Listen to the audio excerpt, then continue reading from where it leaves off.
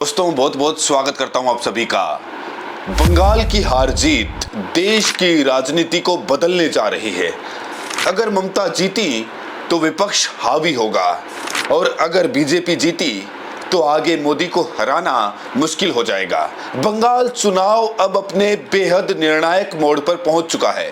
बंगाल में पहले फेज में 152 सीटों के लिए चुनाव हुआ 23 अप्रैल को और आज 29 अप्रैल को 142 सीटों के लिए मतदान हो रहा है।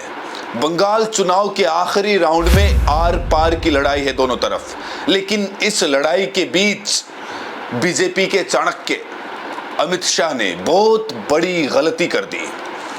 दोस्तों, बंगाल में अस्मिता के बहुत बड़े मायने हैं। विचारधारा हार जीत से ऊपर है बंगाल की अस्मिता। उसी अस्मिता पर जाने अनजाने चोट कर गए शाह।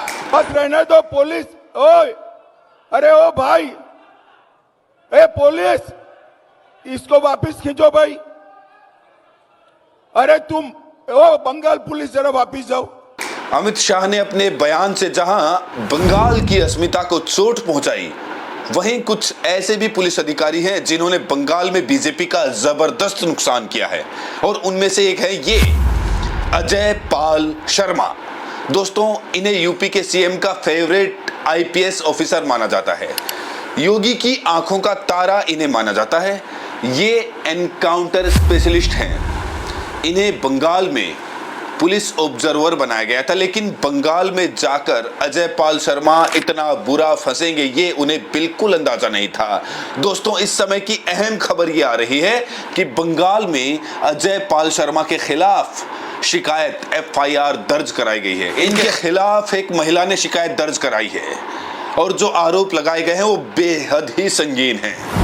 अजय पाल शर्मा पर सबसे गंभीर इल्जाम यह है कि उन्होंने बीजेपी को वोट देने के लिए बंगाल के वोटर्स को धमकाया, बिना वारंट घर में घुसे, महिलाओं के साथ मारपीट की, यहां तक कि उन पर यौन उत्पीड़न का भी आरोप लगा है। दोस्तों, ये एफआईआर की कॉपी है, कंप्लेंट की हिंदी ट्रांसलेट कॉपी है, इसे आप देख सकते हैं।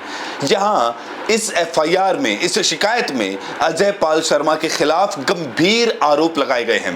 दोस्तों, आपको यहां पर बता दें कि लोगों को डराना धमकाना चुनाव पर्यवेक्षक का काम नहीं होता है। कोई भी पर्यवेक्षक, चाहे सिविल हो पुलिस हो, कानून व्यवस्था अपने हाथ में नहीं ले सकता। ये दायित्व डीएम और एसपी का है। पर्यवेक्षक केवल निरीक्षण कर सकता है और उसकी रिपोर्ट चुनाव आयोग को दे सकता है।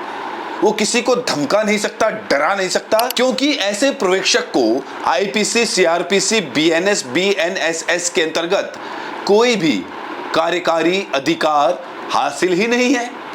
तो जो इनको अधिकार ही हासिल नहीं है तो फिर किस हैसियत से ये लोगों को वहां पर डरा रहे हैं, धमका रहे हैं। कहा जा रहा है कि आईपीएस अधिकारी अजय पाल शर्मा का बर्ताव देश के संघीय ढांचे की मूल भावना और पुलिस परंपरा के खिलाफ है। दोस्तों, ये मैं नहीं कह रहा, उत्तर प्रदेश के पूर्व डीजी विभूति नारायण राय ने कहा है। देखिए, ये तो संघीय ढांचे का खुलेआम उल्लंघन हो रहा है, क्योंकि सीएपीएफ जो जाती है वो सिविल अथॉरिटीज की मदद करने के लिए जाती है, उसकी कोई इंडिपेंडेंट भूमिका नहीं होती।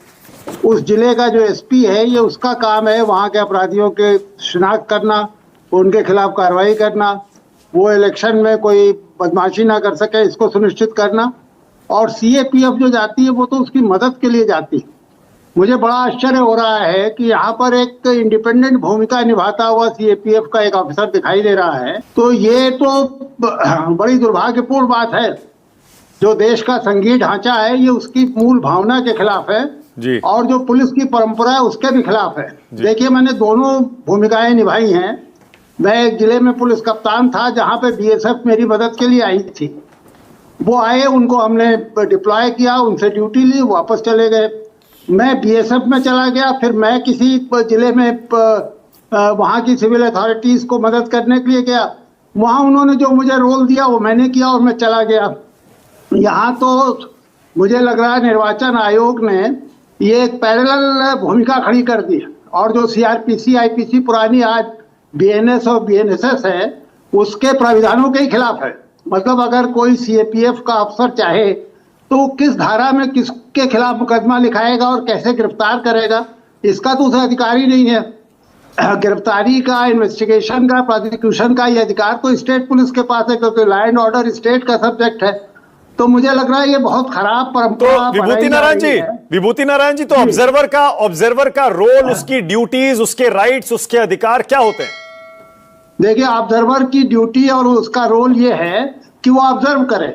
अगर स्टेट, जैसे ये पुलिस के ऑब्जर्वर हैं, अगर इनको स्टेट पुलिस कहीं पर लैप्स करती हुई दिखाई दे रही है, कहीं लैक्स दिखाई दे रही है, कहीं कानून का सही अर्थों में पालन नहीं कराती हुई दिखाई दे रही है, तो वो उसकी रिपोर्ट करेंगे इलेक्शन कमीशन को। और इलेक्शन कमीशन उनके खिलाफ कार्रवाई करेगा। Police observer IPS Ajaypal Sharma ने बंगाल में जो कुछ भी किया, जिस तरीके से उनके खिलाफ एफआईआर हुई है, अब टीएमसी के तमाम जो नेता हैं, जो ममता बनर्जी की पूरी लॉबी है, वो अब अजयपाल शर्मा को कोर्ट में घसीटने की तैयारी कर रही है।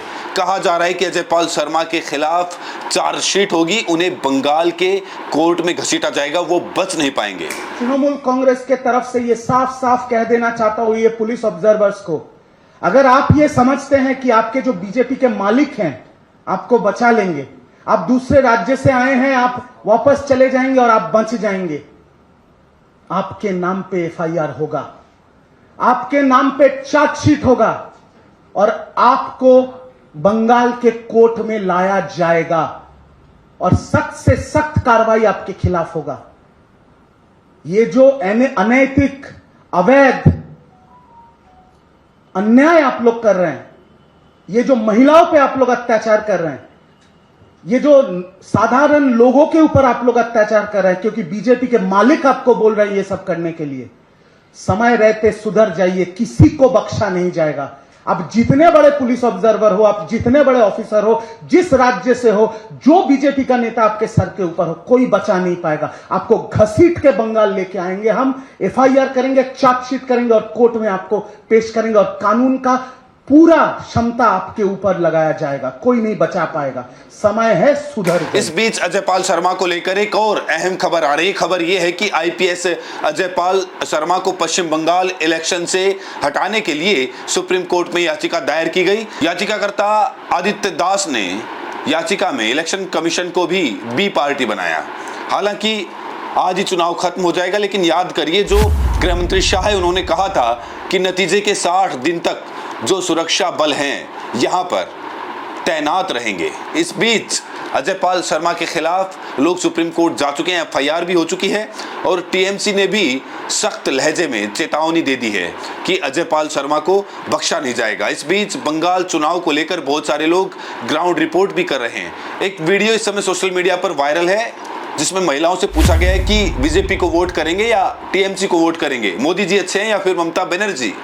तो सुनिए महिलाओं ने क्या कहा। मोदी चाहिए या ममता बनर्जी चाहिए? ममता बनर्जी। मोदी क्यों नहीं चाहिए? जो अपनी बीवी को नहीं संभाल पाया वो पश्चिम बंगाल को क्या संभालेगा? अच्छा एक बात आप एक बात बताइए कि हिंदुस्तान के अंदर जो महिलाएं हैं वो जब प्राइम मिनिस्टर मोदी जी से ही सुरक्षित नहीं है तो वो कैसे यहाँ हिंदुस्तान के अंदर रह सकते हैं? आपने मीडिया के माध्यम से, पेपर के माध्यम से आपने देखा कि नरेंद्र मोदी का नाम जो है एप्स्टीन फाइल में है। तो अब 4 मई को 5 राज्यों के चुनावी नतीजे आ जाएंगे। पुडुचेरी, केरल, पश्चिम बंगाल, तमिलनाडु और असम के नतीजे 4 मई को आने वाले हैं। दोस्तों आप लोग बताइए, आप लोगों का क्या है आंकड़ा? इस बार कौन जीत रहा है पश्चिम बंगाल में? कौन जीत रहा है, कौन मार रहा है बाजी? क्या पश्चिम बंगाल में बीजेपी जीतेगी? पश्चिम बंगाल में बीजेपी के जीतने का एक कारण मुझे बताइए और ममता बनर्जी क्यों जीत रही ये भी बताइएगा।